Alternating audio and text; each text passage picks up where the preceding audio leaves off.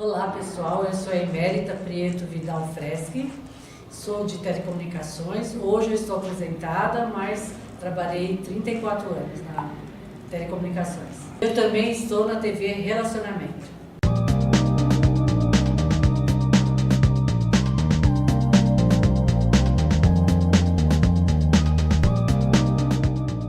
Olá, internautas! Iniciamos mais um programa Gestão Executiva.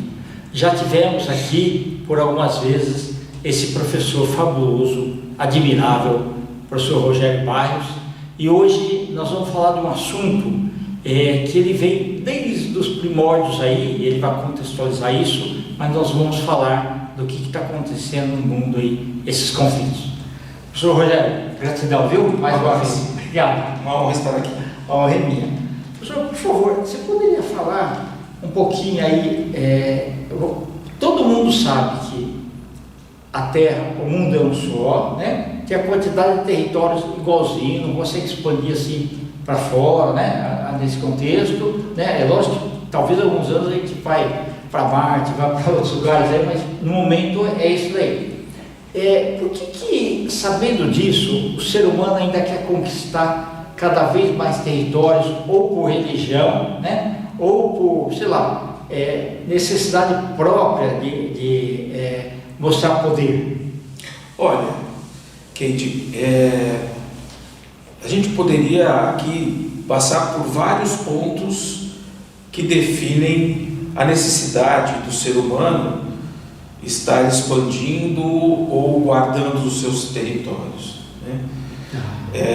Mas você vai falar da escrita, né? Eu vou falar, mas eu diria o seguinte: desde os primórdios, o equilíbrio de poder, a balança de poder é que pauta os relacionamentos, né? Então, por exemplo, eu vou falar sobre, por exemplo, vou pegar um dos conflitos de hoje e vou lá para trás. Perfeito. Nós temos, nos dias atuais, um conflito civil no território de Israel entre um grupo chamado Hamas, que fica na faixa de Gaza, né, e o próprio Israel. Israel foi fundado na sua última versão, veja, última versão, em 14 de maio de 1948. Sim. Né? E esse conflito, mas qual foi a primeira versão? Quando tudo isso começou? Desde 4.000 anos antes de Cristo, que nós temos referência histórica da escrita, aquele território, ele tem uma busca de equilíbrio de poder, né?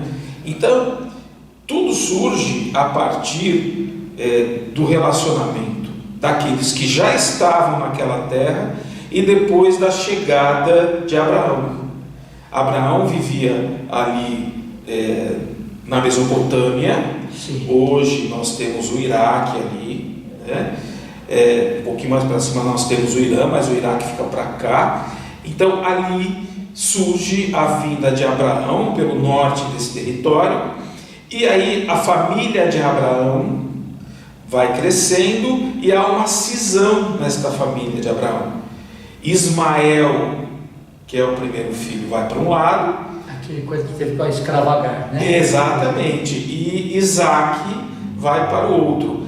Desde este momento, nós temos esse conflito. Só para que a gente possa ter uma ideia, depois do segundo filho, que é Isaac, né? Depois desse segundo filho, que é Isaac tem uma série de filhos. Esta série de filhos que nasce a partir de Isaac, entre todos eles, não vou me aprofundar, entre todos eles tem um filho, um descendente que chama Judá. Por isso que existe a religião judaica.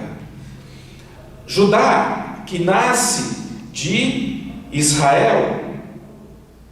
Então, Judá nasce de Israel, que é Jacó, ok? Então, Israel é o nome do pai, então o território que se vive é Israel, que era o reino de Israel. e a religião passou a ter nome de um patriarca, que era Judá. Ok. Todos aqueles que não faziam parte desse reino de Israel, que nasceram de Abraão, passaram a confessar o islamismo. Vou repetir. Entendi. Entendeu? Mas historicamente é como se fosse uma briga de família. É uma briga de família até hoje. Até hoje. É uma briga de família. É uma briga de família. Por quê? Eu sei que são muitas histórias, mas só para a gente não confundir. Poxa, de um único homem que foi colonizar aquele lugar, que foi morar naquele lugar, nascem filhos, netos e bisnetos deste nascimento ou destes nascimentos. Surgiu um homem chamado Judá, ok? E este homem chamado Judá, ele dá origem a uma religião. Todos aqueles que não são deste canal familiar, dessa árvore familiar, passam a ser Islã. Então, o que se chama de árabe também, né? que é o espaço. Então, o que acontece?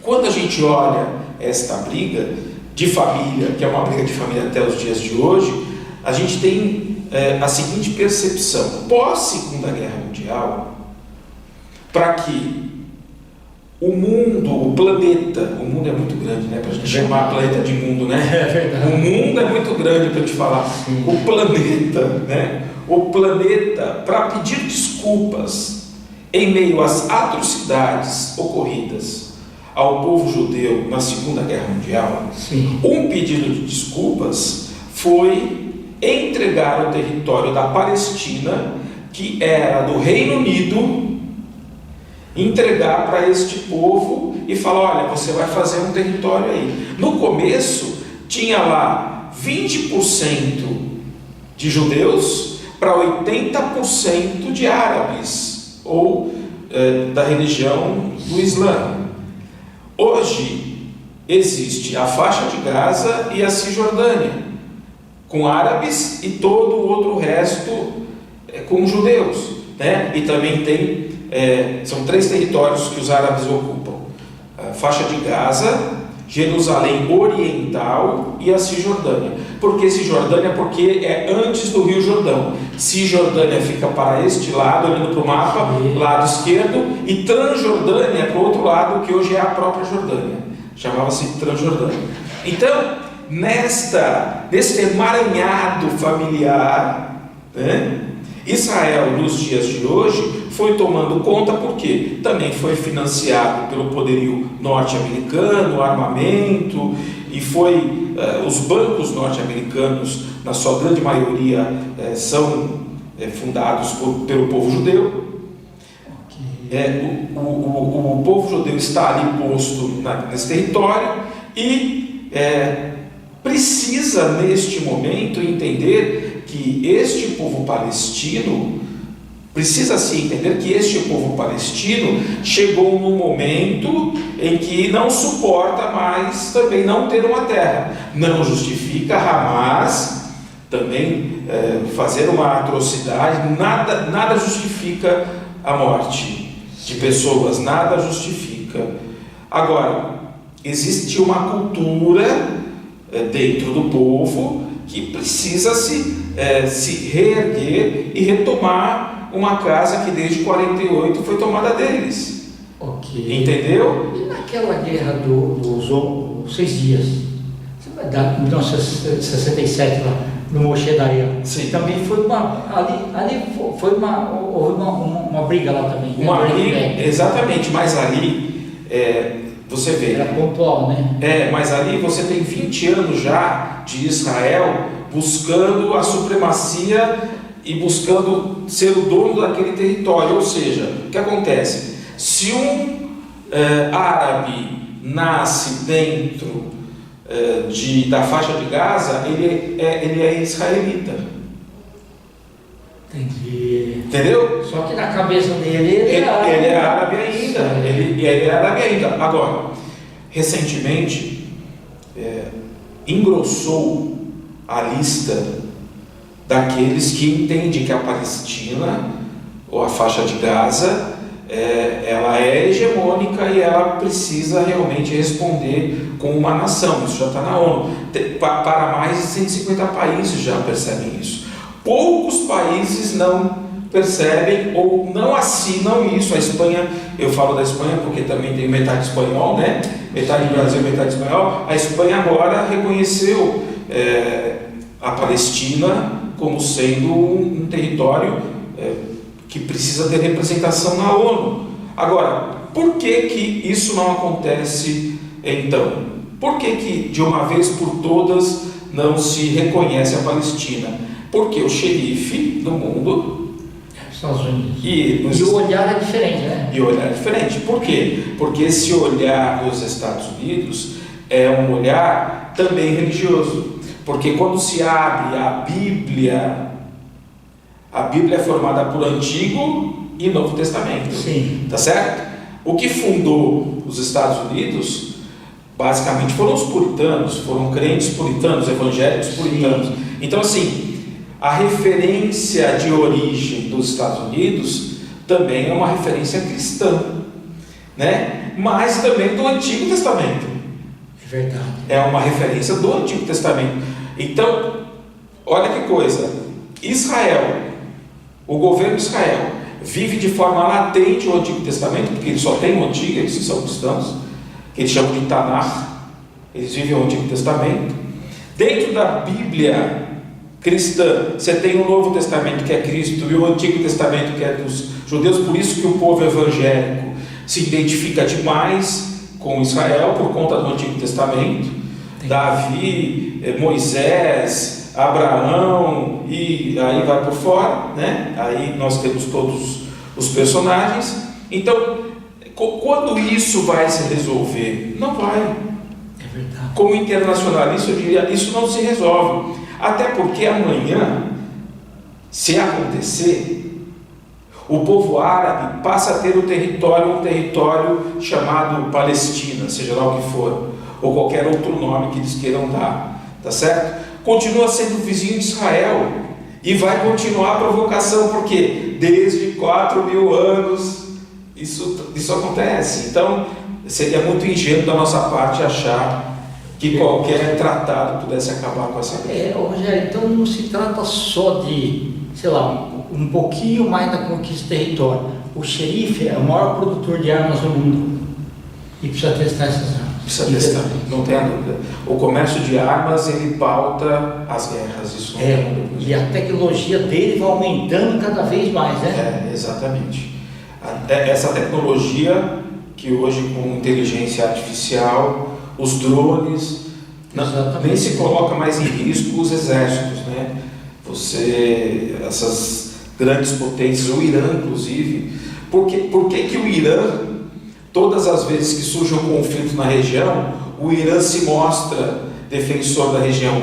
Porque culturalmente o Irã é a herança do povo persa. O povo persa, Dário, ou Darius, o grande, foi persa. Então o Irã tem esse instinto de guerra, tem esse DNA de reação, porque ele que era o império persa, que tinha todo aquele território. Você vê, qualquer outro país busca negociar, conversar, mas o Irã não.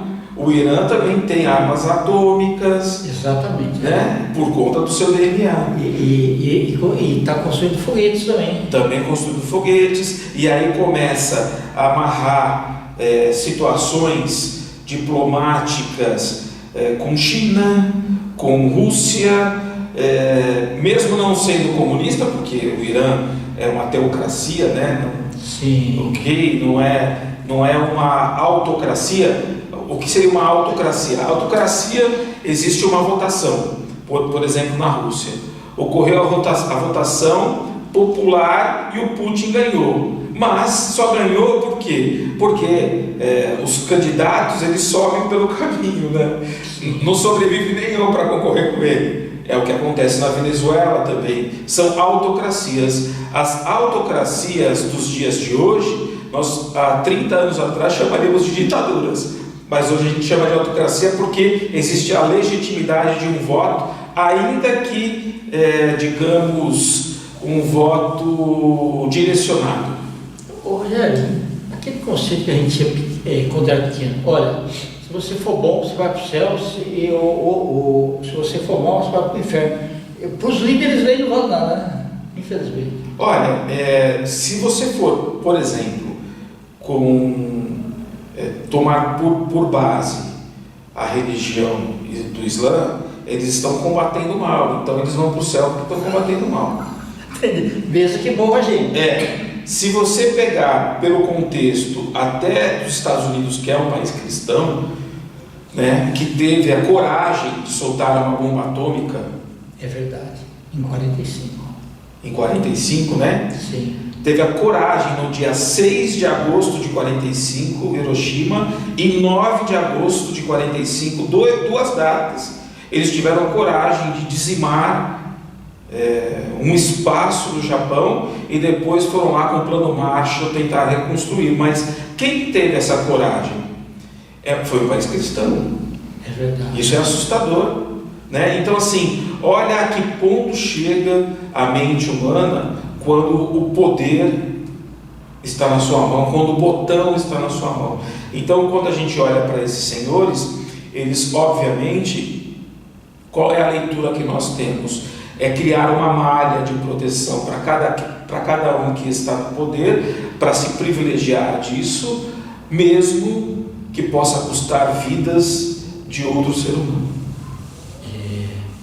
Olha, a parte de relações internacionais de alguma forma é fascinante, né? Ô, Rogério, mas eu acho importante você ter falado isso, porque assim, o leigo, para ele é diferente o olhar, né? É diferente.